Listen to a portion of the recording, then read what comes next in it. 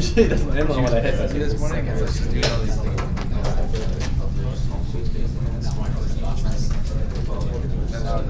It's 6:30. Alrighty. So we're going to go through some of the practice questions today for our exam for next Thursday. So next Thursday is our first exam. So you got to remember that. Cool. I will put a little reminder on Moodle so that every time you log in, it will just kind of, stare you in the face and go like, yeah, you do have a midterm next Thursday. So we'll do that. That way we can start feeling the pressure now and just like, oh. Okay, new event. This will be a course event so that everybody can see it. First exam. I don't have to say anything about that, it's first exam. So 16 plus 7 is 23, so it'll be the 23rd. The time is the same, start time as the class, and then the duration is the same duration as the class, it's 80 minutes. Okay? And we'll go ahead and save changes. So now when you go to the class, it should show up on your calendar as well. It even shows up on your upcoming events. So when you look at your upcoming events, it says, first exam. We are not going to take the exam online. There's just no way the lab can fit all of us. So we'll be doing it on paper. I'll show you what the paper looks like, because most of you would think, well, then I have to bring, pencils and rulers and erasers. Yes, you do have to bring writing instruments, but for the most part, I will pre-format everything for you. So you just have to kind of fill in the cells inside a table. Fill in the blanks. Fill in the blanks. All right, I'm just going to pass the row sheet. I do that. And get started with the practice questions. Everything is C. Everything is C. Multiple choice. Yeah. Multiple choice. All right, so this is the exam. There are two practice exams. This is the one that I mentioned last time, and this is the one that I'm actually going to go with today. It is the actual exam from last semester. Okay, and this is the file is a tar.gz file. Some of you may know how to open it, and other people may not know how to open it. If you want to open up anything that is not a zip file in Windows, you have to install like 7-zip, 7z.org. Will give you a tool to do that. So inside the tar file, which is an archive file, there are like a whole bunch of individual pages. Each one is a page. In other words, this is the first page of the exam, and all it does is to tell you how long the exam is going to be, when is it going to start, and also all the other standards. This part will probably be the same for your exam, or for the most part will be the same for your exam. Even the start time and the end time will be the same for your exam. Expectations, working individually, independently, and originally. Basically, just work on your own questions and your own exam. No electronic tools other than simple calculators, no cell phones or computers. If you rely on your cell phone as a calculator, you should go get a, just get a very simple calculator, like a $2, $3 one from Walmart. It will work just fine. But I like my cell phone better. Well, use a calculator. It's probably cheaper than your phone anyways. Graphing calculators? Sorry? Graphing calculators? Graphing calculators are fine, from your calculus class or algebra class, those are fine too. I really don't think that most people will need a calculator, because for the most part, we'll just be adding 1, dividing by 2, multiplying by 2, that sort of thing. So if you feel uncomfortable with arithmetics like that, go ahead and bring a calculator. But for the most part, I don't think people will need a calculator. You can use any material that is either handwritten or printed prior to the exam. So that means, if you guys want to study together, you can actually sit down, study together, come up with, a pile of, material that you think will be useful in the exam, and bring that pile of paper. That's perfectly fine, not a problem. The only thing that you cannot do is having live help in any form from anyone during the exam. That's the only one, that is a big no-no. Okay? Any questions at this point? I also cannot let, yeah, go ahead. What happens if we do have live help? Sorry? What happens if we do have live help?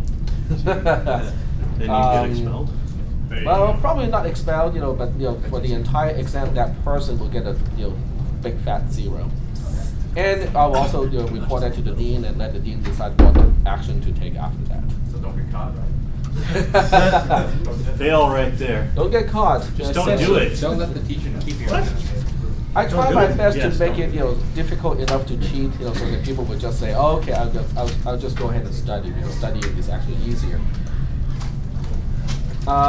Code tracing standards, basically stuff that we have done in the class already. One column for comments. Use this column to indicate a condition and its value for conditional statements and loop statements. We have done that already in all of our, the last 2 homework assignments.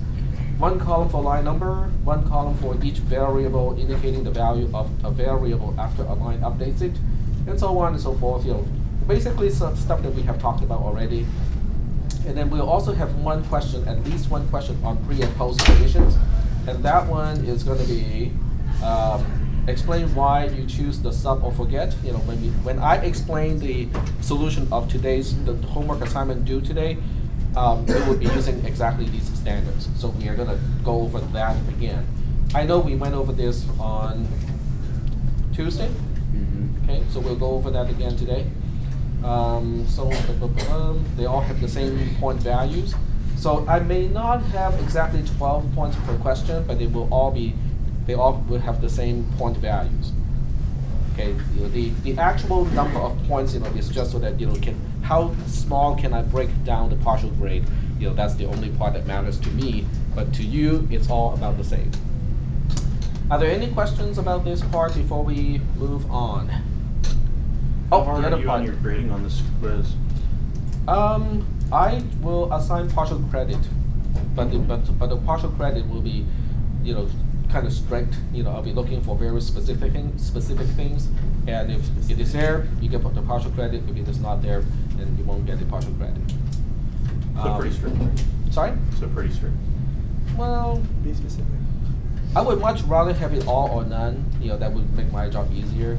Wrong, wrong, wrong, wrong. Missing, even better. Okay, the other part that is really important is when you write your name down, I want you to write your surname or family name first. So that means in my case, it's going to be A-U-Y. It's not easy to draw with a mouse. Penmanship. All right. So That's that'll about be. like my normal handwriting. All right. So I want you to write your last name first, or family name first, or surname first. Okay. This may not apply to certain people like Sure, but for the rest of us, we all have surnames and first names. So make sure you write down your last name first. And that's for sorting purposes. This makes it a whole lot easier for me to sort the exam, because what happens is, after I collect your exams, I would actually, destaple everything, and then run it through my scanner. So this way, I can return the exam to you as soon as possible, and you can have your own copy back when we talk about the solution, and then I can go ahead and finish the grading, as time permits. Okay. So there will be a lot of paperwork for me. I'll be stapling and then destapling and then restapling. If you attach, now you might want to bring extra pieces of paper, because if the paper that I give you or the pre-formatted answer sheet is not enough, or you choose that, oh, okay, I think I just wanted to start from scratch, having your own piece of paper, can be very helpful. So make sure that you bring extra pieces of paper just in case you need that. Definitely bring pencils and an eraser. You can do it in, ballpoint pen or pencil. Pencil, I think, is better because you can erase things so that you don't have to cross it out and then have lots of pointers pointing back to a cell. Any questions? No questions? All right. If there are no questions, I'll go ahead and talk about these practice questions. For each practice question, I actually have, you can see that there are different versions. There are 5 versions for each question, and basically I intermix all those variants in when I staple them. So each person may or may not get the same question, exactly the same questions as the next person. I wrote a script to do this. In other words, the bundling is not always the version A of the first question is go with the version A of the second question. They're all randomized. I don't even know what the pattern is because it's all based on the random generator. It makes grading very interesting, yes. Because in order to grade, I cannot just look at the answer. I actually have to read the question itself first because it can be one of the many variants of that particular question. All right, let's go ahead and take a look at the first one. For some reason, my browser is using Zerno to open this up. Okay, this is your first question. The variants have about the same kind of question. I just make minor changes to either the variable names or incrementing instead of decrementing, less than instead of greater than, less than instead of less than or equal to, that sort of thing. So for the most part, they are really quite similar. All right, so let's go ahead and take a look at this one, and we'll zoom in a little bit just so that we can see a little better. All right.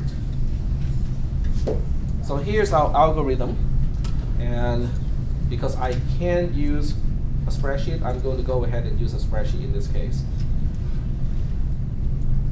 because I can type a lot faster than writing using a mouse. All right, so we have x gets a value of 6, while x is greater than 1, do if x equals 5, then x gets 3, and if x gets x minus 1, and 5. Okay. If anyone prefers, I can also make sure that there's no indentation in the source code in the algorithm. Do you guys want indentation or not? Yeah, indentation, please. That was intended as a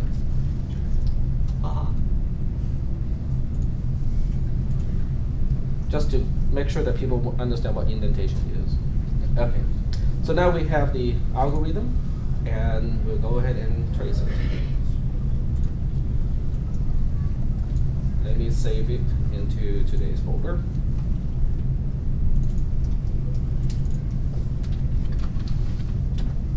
All right, so we go to sheet 2.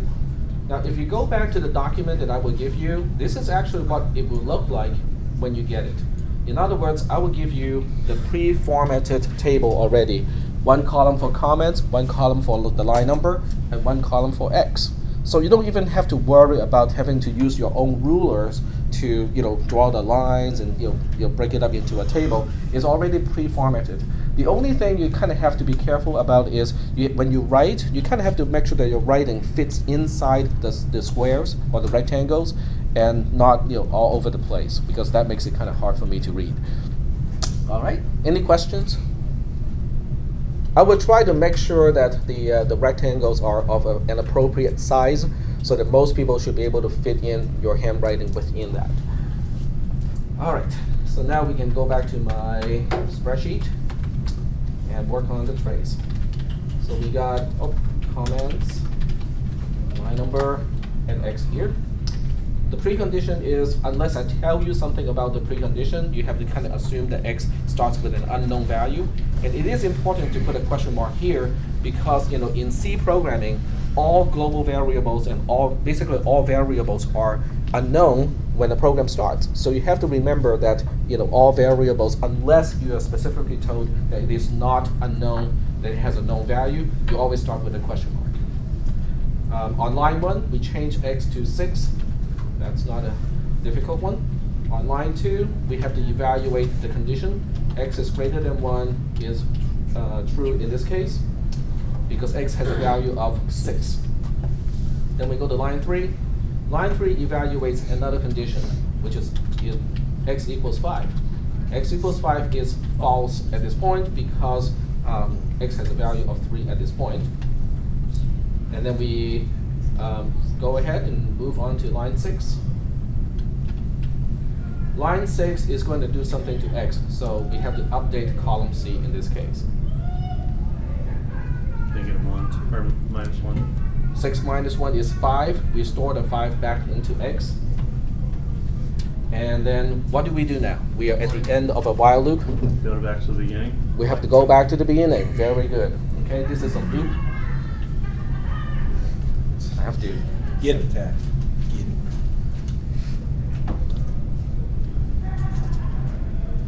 But whatever it is, it's not that funny. They think so. They're wrong. find out where it's coming from. That's all it is. Always okay. That's a different got it. Yeah. I feel like high school. Yeah. I feel like it's high school. No, if it was in high school, we'd be in the hall right now. That's good. Mom?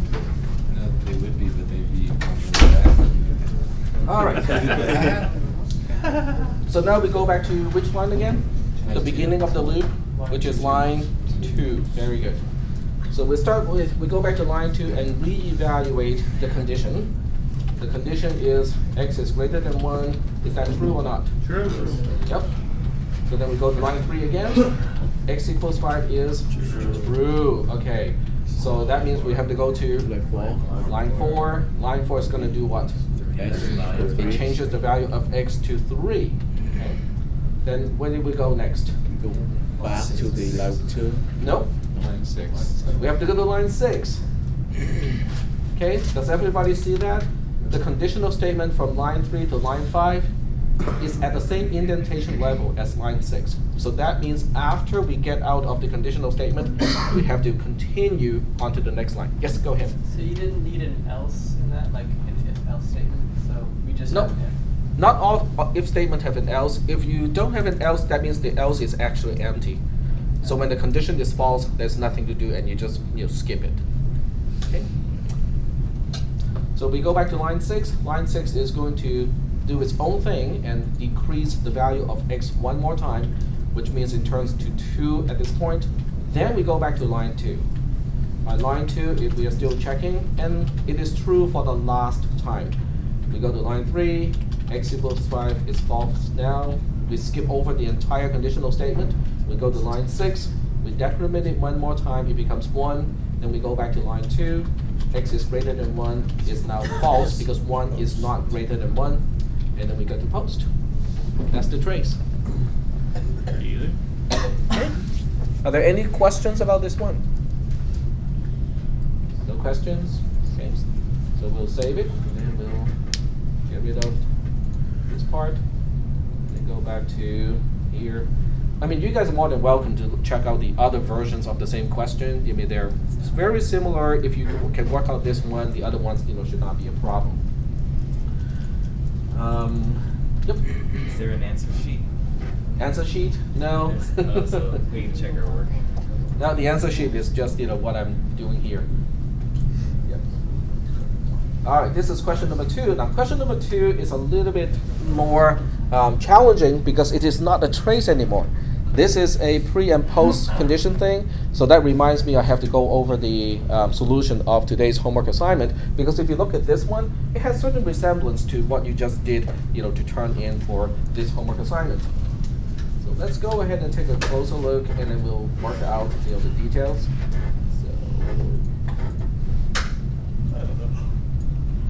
All right. So we start with the precondition. Oh, this one is backwards too. This is what how it is even more interesting. We know that the post condition is x equals 2, z equals 9, and y equals 4. That's what we know immediately after line 29. So the question is, can you reverse all these operations and tell me what we know for sure right before line 26? That's the question. That's much harder to do. Well, if you know how to go forward, you actually know how to go backwards as well, okay? So let's go ahead and take a look at this question, and I'll use a text editor to capture the answer. This is why we have, pre-test, practice test, just so that you know what type of questions will be here. All right, so we'll start with, I'll just go ahead and copy the code here. X gets x plus 2. Actually, you know what? I think it may be better to use a word processor for this. So I'll go ahead and use a word processor. The reason why a word processor may be better is because I can open up different windows to look at different portions of the same document.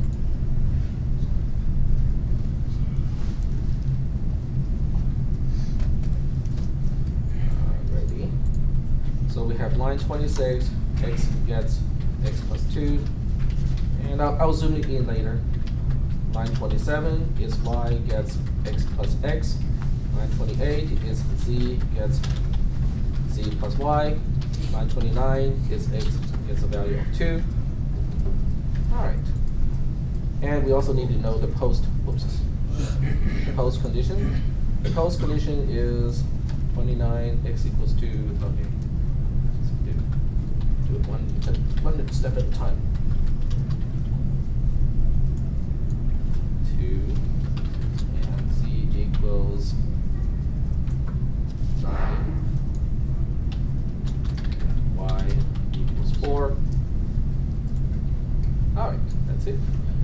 Now we can just minimize the other window, focus on this one, and zoom it in a little bit so we can all see better. And also use a web layout, so this way I can resize and change the window, and it will just automatically wrap around correctly. All right. Our job is to figure out what is pre-26, and then go forward again to make sure that we can get back to post-29 as a result. Okay. By going backwards, I do not need you to prove anything. Okay. So that's all. That's all. Just you can have a gut feeling and just say that, oh, I think pre-26 is this. But whatever you think pre-26 is, you have to go forward and derive post-29 to make sure it is the same as what is written here. Okay, so that's the catch. In other words, everybody can say, well, I guess I can just say that before line 26 executes, true is true. Well, anyone can say that. The question is, with a precondition of true on line 26, can you go to line 29 and have a post condition of this by the time you get to line 29? The answer is probably not. Okay, so that's what we need to do in here. But I will do it step by step. If I know post 29 is x equals 2 and z equals 9 and y equals 4, what can I say about pre-29? In other words, certain things I know for sure before line 29, knowing that after line 29 I know those things. But certain things I cannot guarantee anymore. So what can I not guarantee? X equals 2. X equals 2 cannot be guaranteed because there's no way to reverse that operation. Okay? X equals 2 or x gets 2, the assignment statement on line 29, cannot be undone because it just overwrites the previous value, and the new value has no dependency on the old value of x, and therefore there's no way to reverse that operation. And since I'm using an editor, I can do something like this to make it more clear that we are just going to remove this portion because it does not apply anymore. So I'm going to use a font effect, strike out that. Does everybody understand that this means this no longer applies? There's no way I can guarantee that x equals 2 before line 29. Okay. Can we go one step? Once we get to post pre-29, we can say post-28 is pre-29. Yeah, this is just for my own purpose, so I can connect one statement to the next, or to the one before, in this case. All right, so if I know that post-29 is z equals 9 and y equals 4, is there a way to reverse that so that I can say something about pre-28? Yes. What can I say about pre-28? Z equals 5 and y equals 4. Okay, how many people understand why we can say z equals 5 before line 28? Instead of saying, oh, we don't know anything about z anymore because we're going backwards and this statement changes z, why can we go backwards in this case? Because it is reversible, exactly. Because we know that y has a constant value of 4 at the time. We also know that after we add 4, z ends up with a value of 9. So the question is, the old value of z plus 4 equals 9. What is the old value? Well, it has to be 5. Okay? And you don't have to go through these formal steps when you're answering these questions going backwards. You can just kind of do everything on the side, or just say, I have a gut feeling that this is the case, or it doesn't have to be formal. Okay, so post 27 is related to pre 28 because these two lines are next to each other. So now the question is, can we say something about pre 27? Okay, what is line 27 doing? Y gets x plus x. And as a result of that, y becomes 4. So can we say something about, Y well, divided by 2 equals x. exactly. Yep. So x equals to 2. 2. Very good. So now we say x equals 2 and y equals 4. Well, no, we cannot say anything about y anymore. I'm going to still put it here, and then I'll just cross it out. Z is at 9 though. Shouldn't it be Oh, Z like is y 5. equals question mark now? No, we cannot. If it is a question mark, you just don't say it. Okay. Yeah, if you don't mention y equals something, or it's less than or greater than something, it means I don't know anything about it. Okay. So we'll go ahead and do the same thing. Use the font, effect, format, character, strike through, just like that. Okay. So we are almost there. Post 26 is the same as pre 27. So can we say anything about pre 26? What is line 26 doing? Line 26 is adding 2 to x. After we add 2 to x, it became 2. So before it has to be 0. 0. Very good. So in this case, x equals 0. And since it doesn't touch z, we can still confirm that z had a value of 5 before line 26. So are we doing okay with this? Even though it looks kind of difficult because we're going backwards instead of forward, it's actually pretty much the same reasoning. Yep. Are we ever going to learn how to formally work backwards, like how we work forwards, or is it always just going to be guessing? It's actually the same rules. Okay. You're still applying the forget rule and also the substitution rule, except in this case, in the case of a substitution rule, you are actually substituting with the function itself, not the inverse function when you go backwards. Right, so now that we have pre-26, now we have to go forward. Now when we go forward, I'm expecting everyone to explain how each step goes because we have talked about how to go forward a few times. All right, so the first question is, how do we go forward from pre-26 to post-26? First question is, does the right-hand side refer to the left-hand side? Yes. Okay, on line 26, the left-hand side refers to the left-hand side, and it is reversible. So then you have to say f of x is defined to be x plus 2. F prime of x, which is the inverse function, is going to be x minus 2. Use the substitution rule. Because you need both of these conditions to be true. The right-hand side has to refer to the left-hand side, and it has to be reversible in order to use the substitution rule. So when you use the substitution rule, we have post 26 equal to the substitution of the precondition of the same line. You take all occurrences of x, which is the variable being changed here, and replace it with f prime of x, which is the inverse function. And you just have to expand this. Your pre-26 is this portion here, and f prime of x is x minus 2. So after the substitution, we end up with x minus 2 equals to 0, and z equals 5. And in this case, it really helps to simplify it one more time. So you can just say x equals 2 and z equals 5. Are there any questions about what we just did? That's basically what I expected from your homework assignment as well, is to explain why you can use that particular operation. And things are getting a little bit messy here. so I cannot do the same thing with a word processor. It won't let me split the screen like I could with a spreadsheet. What if you save it? What if you save it first? I don't know about that. But you can Because with a save it and open spreadsheet- it a second time. Oh, give it a try. Exam 1, Q2. You can open Nope. a new window in Mac Doesn't OS. do it. Okay, we can try to open the same document again. Nope. It doesn't open a new window.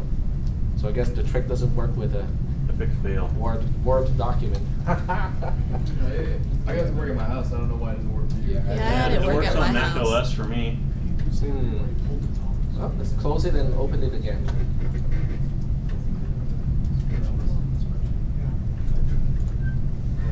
It always works for spreadsheets. I have never had a problem with spreadsheets, but it's only with a Word document. This is the first time I tried with a Word document. Yeah, it won't open a new window.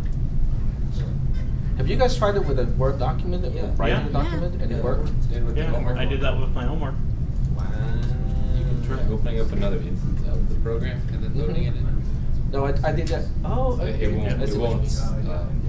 Yeah, well, you're not opening up a new instance of it. Go to Let's- command let's try prompt that. and open it up. Yeah. I think it would just go back to the same window, if I did that, but we'll give it a try. Yeah, see, it just went back to the first one. Just copy everything over. Copy everything over. Yeah, I could. The whole point of having a new window is having an update on both of them at the same time. Exactly, but Statement work. All right, fine. You know what we need to do now is to get dual projectors. So we can have dual projecting. Some classrooms, actually have dual projectors. Nice. Could it be that you're in a different view? That's why it won't let you. No, it's, oh, you mean, okay, well, that may be the case. Let's see, we switch it back to print layout, which is the default layout. Ah, very good. Did you try this thing, the same thing? No. No, you just noticed that this is the only difference between how you did it and how I did it here. Very smart. Extra credit right there. You guys are smarter than me. Get one free mess up on the exam. You know what? I like it when students are smarter than me. That means, there is a future that they can look forward to. There's hope. I mean, just imagine, throughout the history of mankind, since, there is quote-unquote education, if students of each generation is less capable than their own teachers and professors and instructors, we are all in big trouble. But the nice thing about that is we won't have nuclear bombs or machine guns or anything like that. We'll de-evolve from clubs back to rocks, and then from rocks back into fists. So I think we'll be much safer today if that were the case. I don't know. I'd still rather have my iPhone than a rock. On the other hand, we might all be being chased around by animals. So yeah. So on the test, will we have to write out all the stuff where you did work it backwards? No, going backwards, you don't have to write anything. Okay, because You just have to conclude with this line. That's the only line that is really important. So like, If you get that wrong, then when you go forward again, it's going to be wrong. That's So- right. If you go backwards and you show your work, at least I can say, well, I guess this guy actually knows something, and oh, maybe he made a mistake here, and that's why everything just kind of got fouled up and not work anymore. Instead of just being. Yeah. Here's a reference, like a reference for the rules, like if there's for the rules, like Uh-huh. substitution, do you have a reference like that has it all in one place? We just did that on Tuesday. Is it online? Yes, the lecture on Tuesday is already uploaded. And also it's in the notes too. The notes actually talk about when you can use the substitution rule. And if you cannot use the substitution rule, then you have to use the forget rule. That's basically what it is. And there's only those two options, right? Only those two options for assignment statements, yes. Okay. All right, so let's go ahead and keep moving on. Okay, so now we know pre-27 is post. Okay, questions? Okay. All right, so let's go ahead and look at this one. On this one, basically I can say on line 27, the right-hand side does not refer to the left-hand side. And we can say use the forget rule immediately, because if the right-hand side If the right-hand side does not refer to the left-hand side, we know for sure it is not reversible. So we can go straight and say, hey, use forget rule. So that means post 27 is based on pre-27, but we might have to lose something as a result of that. Yep. Do we have to say anything where we got pre-27 from post-26, like a comment or something? I would just make this one little line here to link the two, because otherwise, I have no idea why pre-27 starts with a particular value. So just write this one little thing here. It's obvious enough that once you write this, I know that you can link the two. So we have to add one more thing, because after this, y gets x plus x. So now it's just a matter of copying and pasting pre-27, which is the same as post-26. Unfortunately, you cannot copy and paste in your exam because it's going to be done on paper.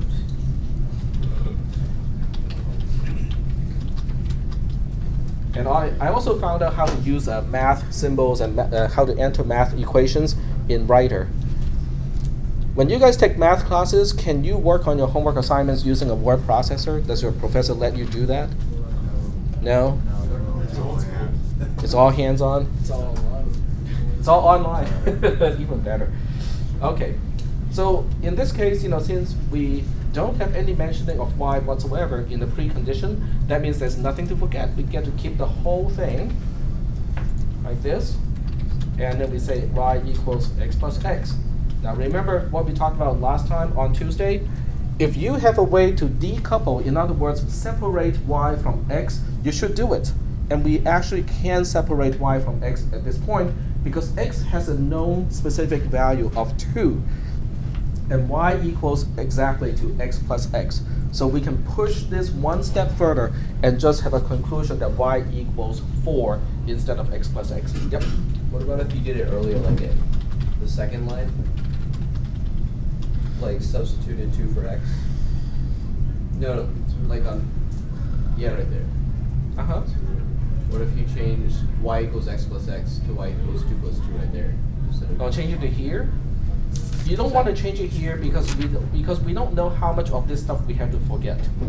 So you have to apply the forget operation first to see how much is left before you can apply the other operation to separate the variables. I know what you're talking about. Conceptually, yes. Because you already know x equals 2 has nothing to do with y. However, it's safer to do it this way. Just make sure that you finish the forget operation first, and then you apply, the other operation, substituting an actual value in place of a variable reference. Okay, so now we go to pre-28 is post 24, post 27, and then we look at line 28. Line 28 is, well, this one looks a little tricky. Does the right-hand side refer to the left-hand side? Yes. It does. Okay, so that's the trick. It still refers to it even though z is not adding a constant, it's just adding another variable, but it still applies. So you still have to say on line 28, the right-hand side refers to the left-hand side. F of z in this case is z plus y as an inverse of f prime of z equals z minus y. Okay, so it still applies. Even though y is a variable in this case, it is still reversible. Okay, so that means we have to use the substitution rule. And that means the post 28 is the substitution operation applied to pre-28. And this time the variable that concerns us is z. So make sure that you pick the right variable in this case, because on line 28 there are 2 variables, but we have to pick the one that is on the left-hand side, the one that is being changed. And then we have the inverse function here applied to the same variable. And then pre-28 is post 24, which is this mess here, z, and this is z minus y. And then you perform the substitution itself. Yep. Oh, scroll it up. Like that. All right, so in this case, I can just copy and paste this part because I know Writer can do selective search and replace, but since there's only one mentioning of it, I can just do it here. All right. This is another instance where you can also separate the relationship between z and y, because we want to separate the relationships of the variables as much as we possibly can. In this case, we can't do it because we already know the value of y. Y has a value of 4. So z minus 4 equals 5, and y equals 4. And if you do one more step in terms of algebra, you end up with z equals 9 and y equals 4. One more line to go. Pre-29 is post-28. This one is quite clear. It is not, the right-hand side does not refer to the left-hand side. So we say on line 29, the right-hand side does not refer to the left-hand side. So we have to use the forget rule. That means post-29 is based on something in pre-29, but we might have to forget something. We have to forget everything that we knew about x, and then we say x equals 2 because the assignment statement will change x to become exactly 2. Now we say pre-29 is post-28, which is this mess here.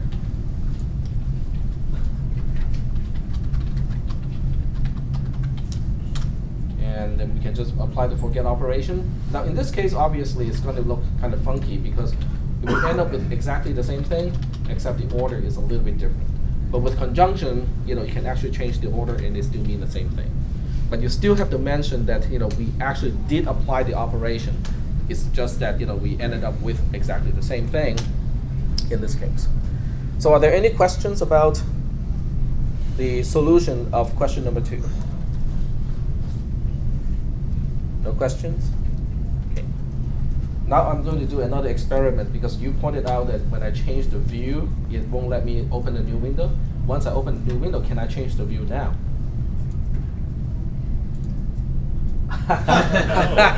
It changed it, but it closed the other one. That's right. Oh, time to write something to the LibreOffice organization. Found an error in your code. Well, it's a lack of a feature. Yeah. All right, so we took care of this one. Let's move on to question number 3. You only have 4 questions.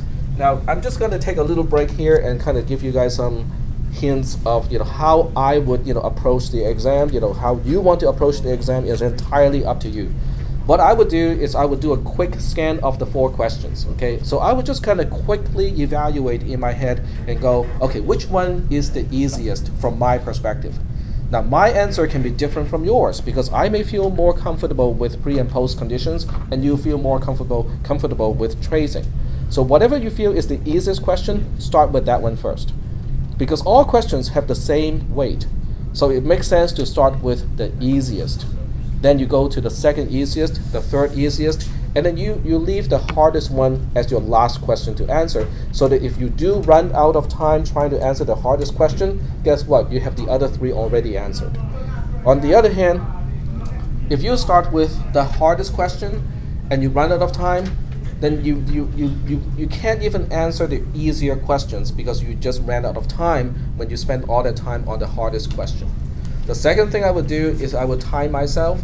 We have 80 minutes for the entire exam, so that means on the average you have about 20 minutes on each question.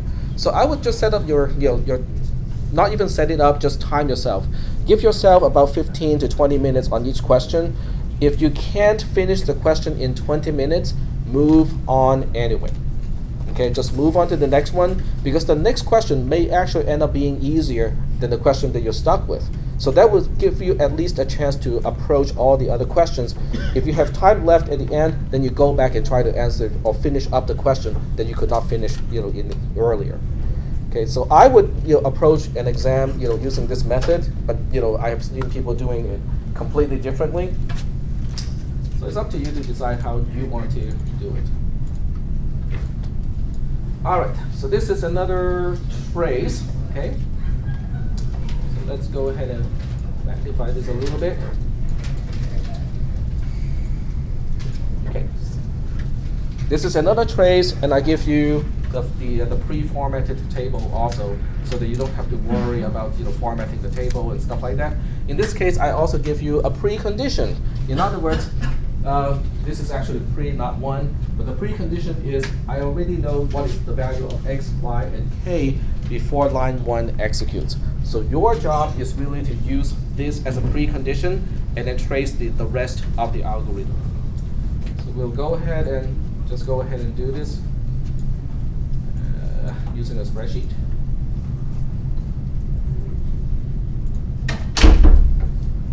I haven't really checked my YouTube channel. How many people actually read or watch the video again, just occasionally? Wow. Huh? Sorry? Segments are like the Yeah. one, yeah. Yeah. You were missing The entire video. So during the class, you can actually start to write down, at what time, I talk about which topic, just so that you can give yourself a quick catalog of, oh, okay, at 11:16, Tag started to talk about question number 3. So in case you want to just revisit, how I answered question number 3, you don't have to, scan through the entire video. You know the offset to about that portion of the class. So.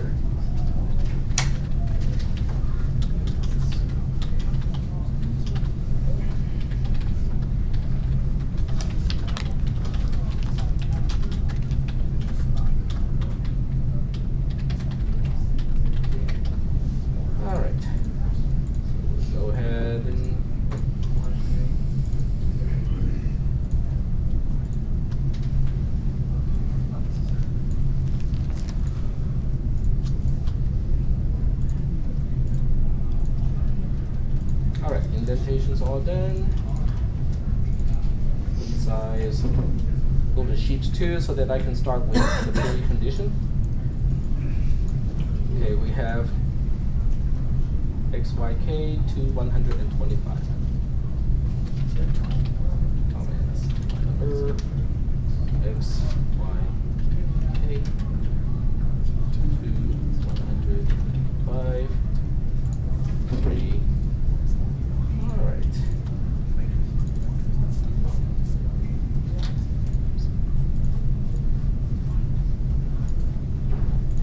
Okay, so now we got everything set up.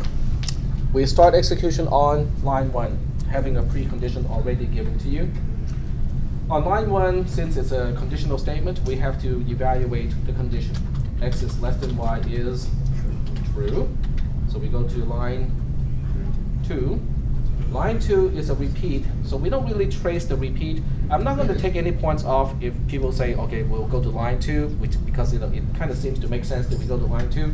But technically speaking, we actually skip all the way to line 3, because line 2 doesn't really do anything. But I won't take any points off if people say line 2 and say nothing is being done on that line. Line 3 does something. Line 3 is going to add k to x. K is 25, x is 2, so x becomes 27. And then we go to line 4. Line 4 is an until line. It has a condition to evaluate. X is greater than y. X is greater than or equal to y is false. Okay. So where do we go next? We have to go back to line 3. Okay, now this time, we don't go back to line 2. We have to go back to line 3. Line 3 is going to add 25 again to 27. So that'll be like 52. It's this kind of arithmetic. If you feel that you want to use a calculator, go ahead and bring a calculator. But this is pretty much as hard as it gets in terms of the need of a calculator. And if you want to use a calculator, that's fine with me. If you want to just do it on the side or just, yeah, that's fine with me too. X is greater than or equal to y is false. Go to line 3 again. We add 25 to 77. Go back to line 4. X is greater than or equal to y is false. We go back to line 3. Becomes 102. And we go back to line 4. X is greater than or equal to y is finally true. And now here's the tricky part. Where do we go next? Post. All the way out to post. Okay. If I had any statement after line 4 that has the same indentation level as line 4, I would have to execute those statements. But since I don't, that means I'm done with the then branch of the conditional statement, and then I get all the way out of the conditional statement. There are no more statements after line 9, so that's why we go all the way to post at this point. Are there any questions about the trace of this algorithm? No questions? This is all good? All right, let's save it. Exam 1, Q3. We only have one more question to go. So it looks like I may be able to add 2 more questions to the exam. I'm just kidding. If there is 12 points and extra credit. Extra credit. Go for I'll take it. extra credit. Yeah, sure. Wouldn't hurt to try. The thing about extra credit is really funny too. Over the years, okay, almost without fail, every time I give the class extra credit stuff, whether it's an extra credit question or extra credit homework assignment or whatnot, it's only the people who don't even need an extra credit thing to get an A who would actually do it. People who need the extra credit stuff to pass the class won't do it.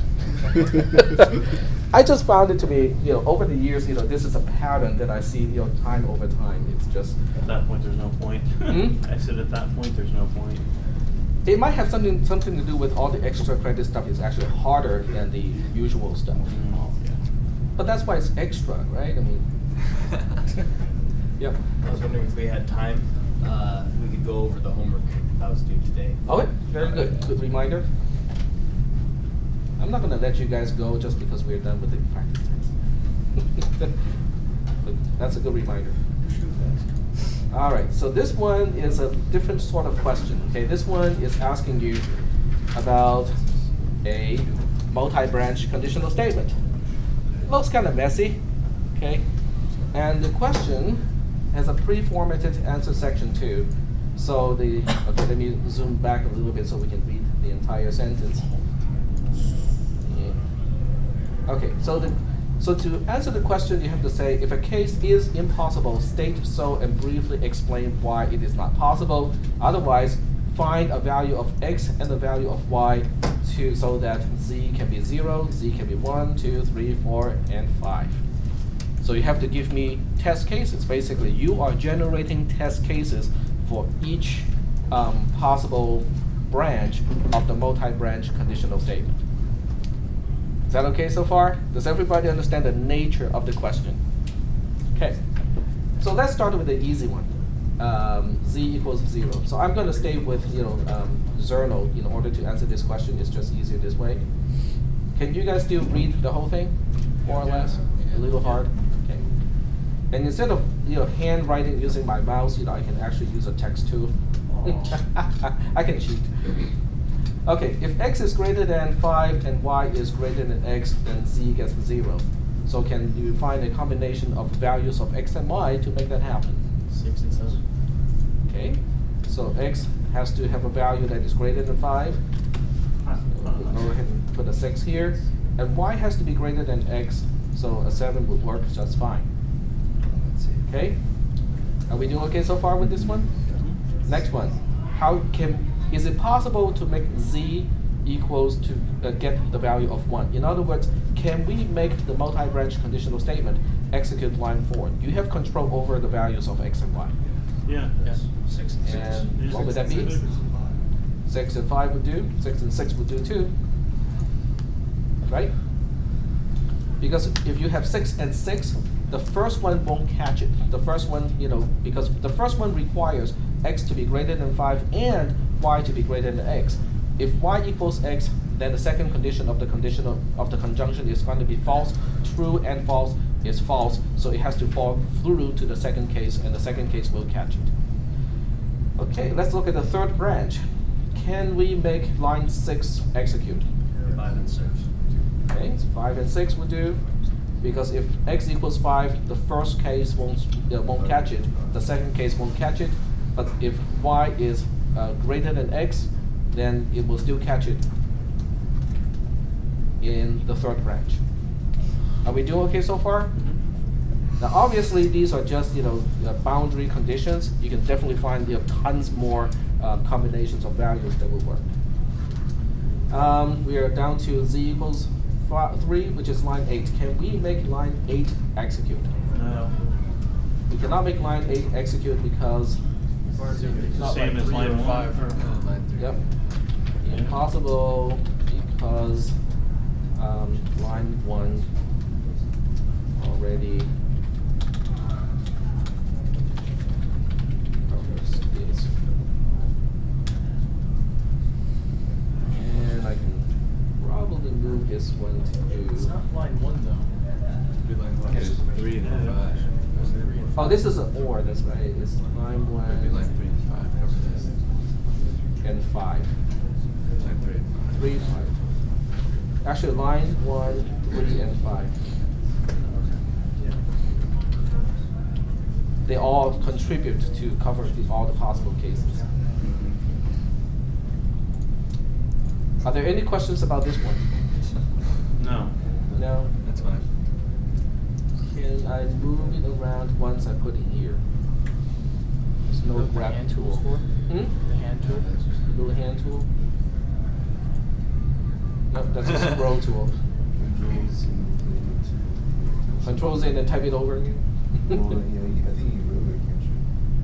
Doesn't look like it. I think once I write it, it cannot, I can, because I can erase only, I cannot even erase a part of it.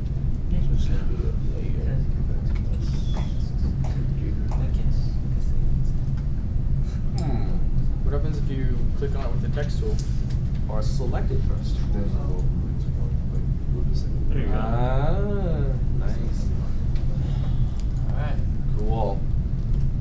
Just to make it very clear that this is for this case, I'm just going to draw an arrow.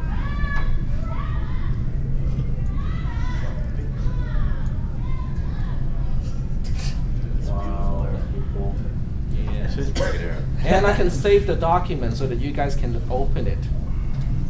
See, I can save the document in today's folder. You do need to use the same tool to open it. This program is called Xournal, Xournal, and they have a port for Windows, so you can actually install the version for Windows and then open this document. It's also a very useful program because it allows you to open up any PDF document and then have your own annotations, your own writing, and your own picture overlaid on top of the original document. So that makes it a very, very useful tool. It's free. It's not Adobe Acrobat. We love free software. I do. I love I'm free cheap. stuff. All right. All right, how about z equals 4? How about this case here? X equals 5. Like 5. X equals 5. Do it. 5 is less than 5. Yep. 5. Yeah, we have, okay, 5 here is good. Oh, I chose the wrong color. Okay. 5 is a good choice here, but we also have to make sure that y is not greater than x, because otherwise line 5 is going to catch it. Okay, so things get a little bit tricky for the later ones because you have to make sure it is not caught by an earlier condition. So y in this case has to be less than or equal to x in order for this to work. How about z equals 5? That's actually not too hard. Huh? 0 and 0. 5, 4. 5 and 4. Are you sure? 4. That's a 0, 0. Well, a 4 is a good start because a 4 means this has to be false, this has to be false, and this has to be false, and the first one has to be false as well. But you also have to make sure that y is greater than x is not true. So that means being the same should go for it. Now, let's double check. Okay, does it make sense?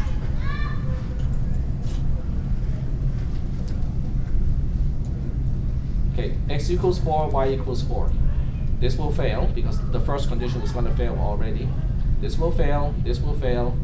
This will fail because both of these conditions will be false. This will fail, so we have to fall down. We have to go to the last case for the else. So that's it. Oops, that's open. I want to save. There we go.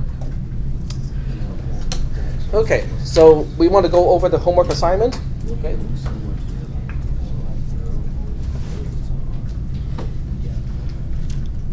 Are you guys feeling okay with the final, not final, but exam number 1?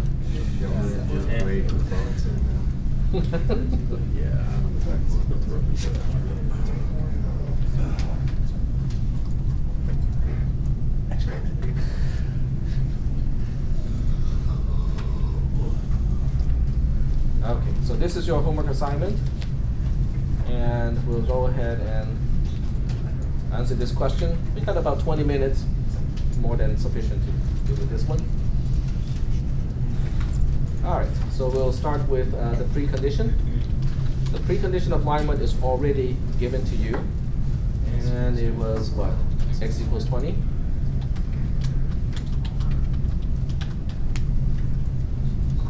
So now it's time to derive post 1. Okay, in order to derive post 1, I have to look at line 1 and answer the question. Does the right-hand side refer to the left-hand side? No. Okay, on line 1, the left-hand side does not refer to the right-hand side. Use the forget rule.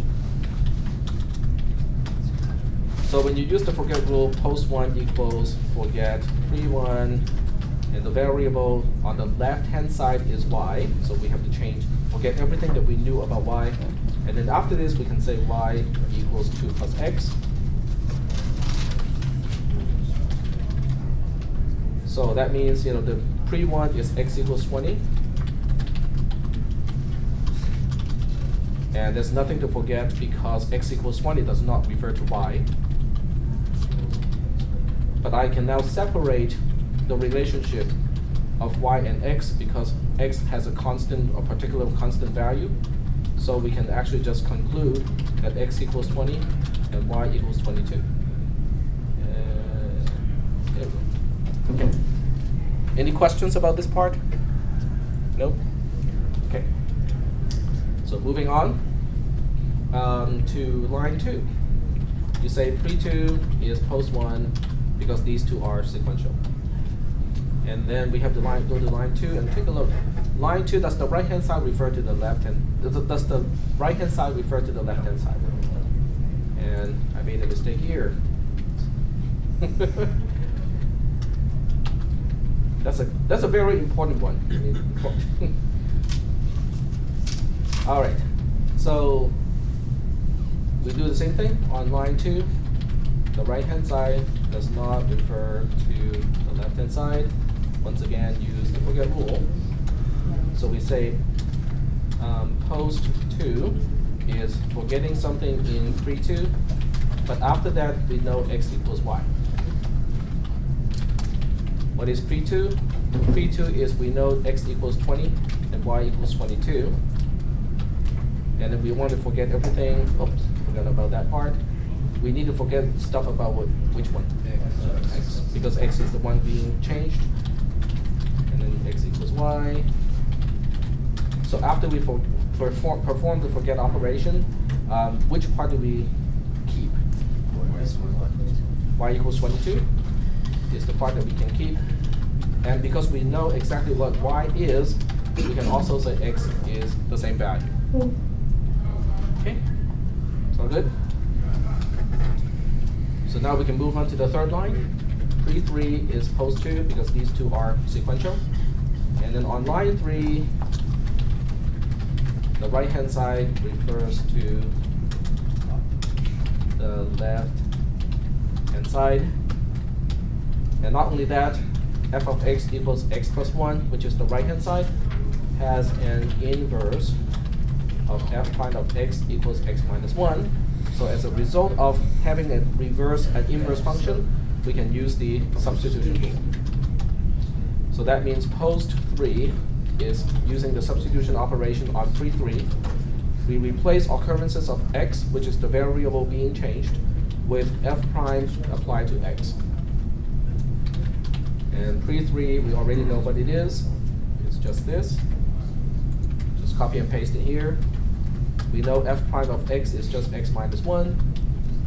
So we just now apply the substitution operation. X minus 1 is 22.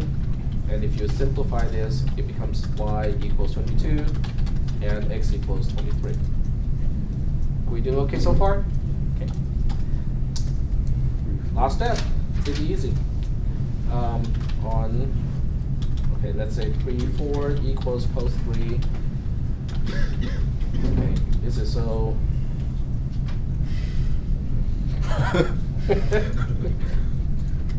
Okay, on line 4, the right hand side refers to the left hand side, but in this case we have y, and this is a subtraction using y. The inverse is adding 1, like that. Just watch it. Yes. Oh, very good. Should have used a search and replace last time.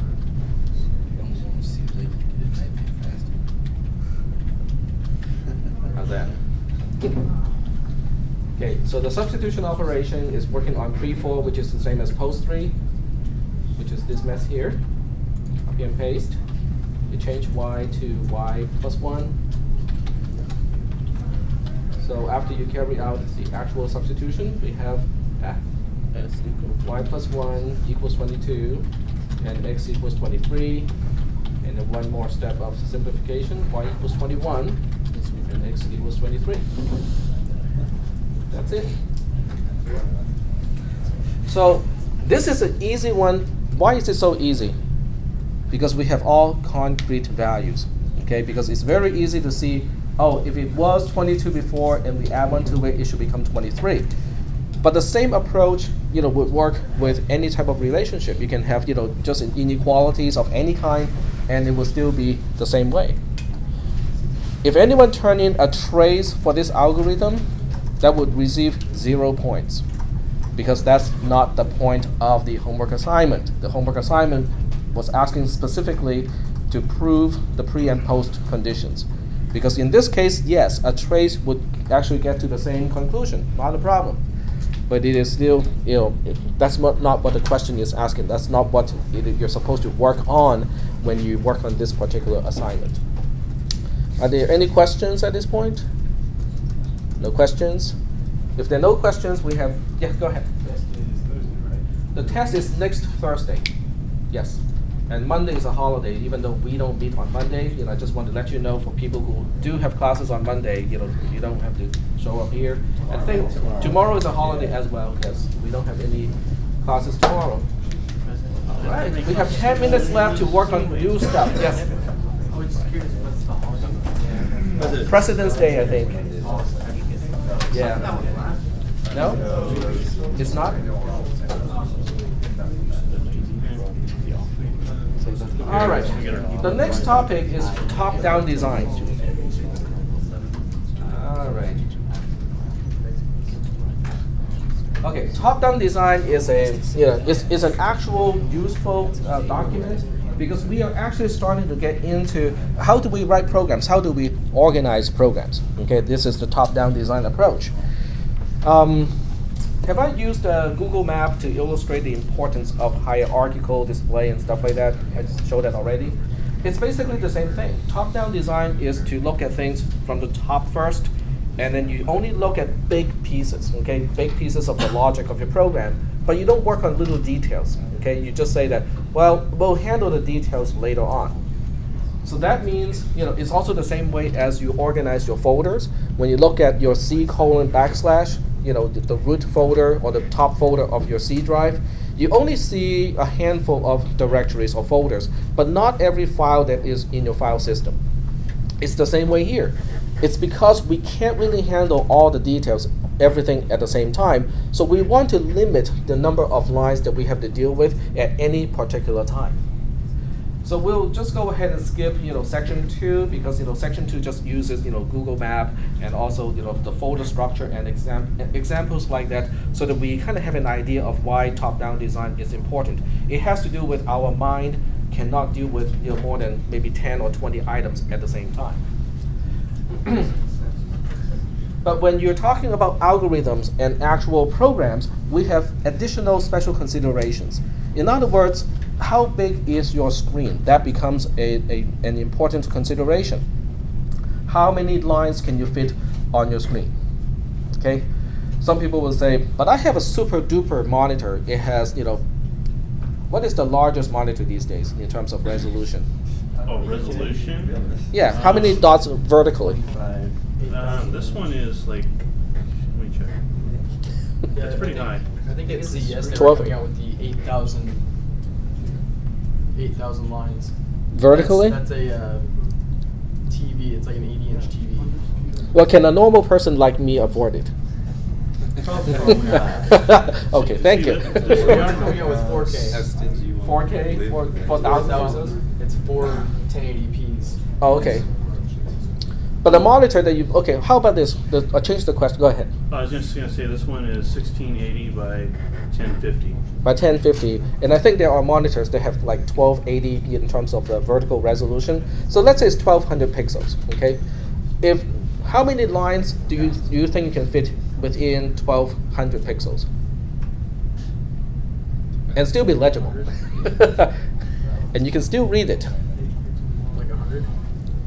Let's say 100 lines. Okay, so what if you have an algorithm that spans over 500 lines? You have a single algorithm that spans over 500 lines. What it means is you cannot look at the beginning and the end of the algorithm all at the same time. If the algorithm has one big loop containing other logic, that means you can either look at the beginning of the loop, the middle of the loop, or the end of the loop, but you cannot see the entire loop at once. Why would that be a problem? If you're trying to follow the logic of the loop and you're at the end of the loop, where do you find the beginning? Page up, page up, page up, page up. But as you're paging up and you see the while, how do you know that while is not ending the end while that you're trying to end? The indentation helps, right? So now you have to count the indentation. Okay, before you page up, you have to look at the end while that you're trying to end and say, okay, this end while has an indentation of, let's say, 4 spaces. So every time you page up and you see a while, you have to look at the indentation of that while. Is it 4 spaces, or is it 6 spaces, or is it 2 spaces? So now you have to do all this stuff just to match the beginning of a loop with the end of the same loop. Okay, it makes reading the code very, very difficult, let alone actually tracking what it is doing between the while and the end while. So the next question is, do you think people actually do it? I mean, do you think people actually write algorithms that are 500 lines long? They could. Unfortunately, yes, they do. I have the honor to have to deal with an algorithm, a subroutine, exactly like that, with the addition of the G word, everywhere in the algorithm. Have I talked about the G word? I say it's a G word because it's a taboo word. I cannot really say the whole thing. Go to, yeah, yeah, yeah. Now I need soap in my mouth. It's a phrase, not a word. It's a phrase. But in programming, it's a single word. Go to is a single word. But so not only is the algorithm really long, 500 lines, but it has go-tos everywhere. Okay, and it's not even using go-to in a structured way. There are structured ways to use go-to. It's bad already, but in this program, it's also unstructured. It's just a big mess. Can anyone imagine what I did to that subroutine? Changed it. Threw it in the trash can. Yep, throw it in the trash can and rewrote the whole thing. You really did? Yeah, I did. I just could not follow the logic. I had to fix something in that subroutine. It was doing something that is incorrect, but there was no way for me to actually track down what it does. The best that I could do was to use a debugger, stop at the beginning, and actually trace it using a debugger, on particular test cases. But tracing never works for all test cases. You cannot really generate all the possible test cases. So, I ended up, having to delete, the whole thing and then rewrote the entire thing from scratch. What was it for, just out of curiosity? It was inside the compiler. Oh. It was, actually one part of the code generation part of a compiler, and it was just a huge mess. Okay, so if I were to fix that code, how can I possibly deal with a subroutine that is 500 lines? I mean, we just proved that using a screen is not going to be very helpful because your screen can only display up to 100 lines at a time. What people used to do is they print it out. Now you guys are most of you are way too young to remember or to know what is fan-folded paper. You guys do know what is fan-folded paper? Is that what they had in dot matrix printers? Yeah. Yeah, I Well, know some what dot that is. matrix printers can deal with both, but the fan folder paper is the default for most dot matrix printers. So with a fan folder paper, you have one advantage. You can Yeah, actually lots. stretch it out on the floor, and then try to read the code this way. Now to line up the indentation, they have long rulers to do that.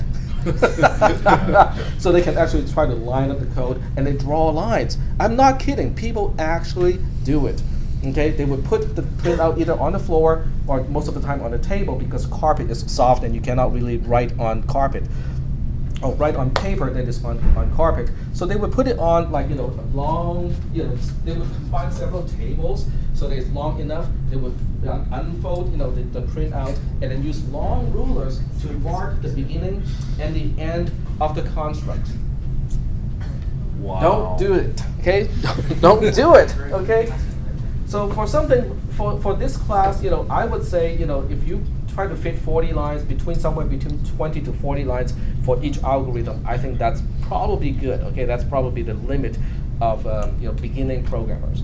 As you get more experience and you can focus on just portions of your algorithm, maybe up to 100 lines or so. But I wouldn't write anything that is beyond 100 lines. Yep. Don't they have compilers that link like indentation, sort of like that right there, where it just shows a line? Yes. And it tells you how far indented it is. As Yes, well. Yeah. there are compilers that are nice enough that can show you basically the scoping, or the beginning and the end, and you can collapse entire blocks. Yeah, because I've seen that. It kind of just looks like a web almost. Yeah, and- yeah, it's called C++. I mean, Notepad++ in Windows can do that.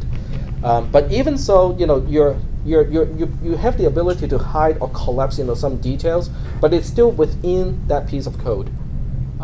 So in the end, you're just choosing which part of the algorithm not to look at when you try to focus on the part that you need to look at. Okay. All right. So now the next question is, if all we can do is to write algorithms up to 40 lines, how do we write something that is complicated, that requires more than 40 lines of code in order to express the logic? Well, the answer is, top-down design. Okay? You just say that, well, we're going to do this here and use one single statement to describe what you're planning to do, but not to describe exactly how to do it. Okay? You describe what, but you don't describe how. And then you just use a different portion of your program to do that. That is not good. Now the question is the entire internet down, or is it just some props?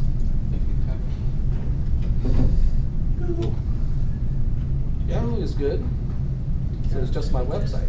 No! Stay here, don't move. Stay here, don't move.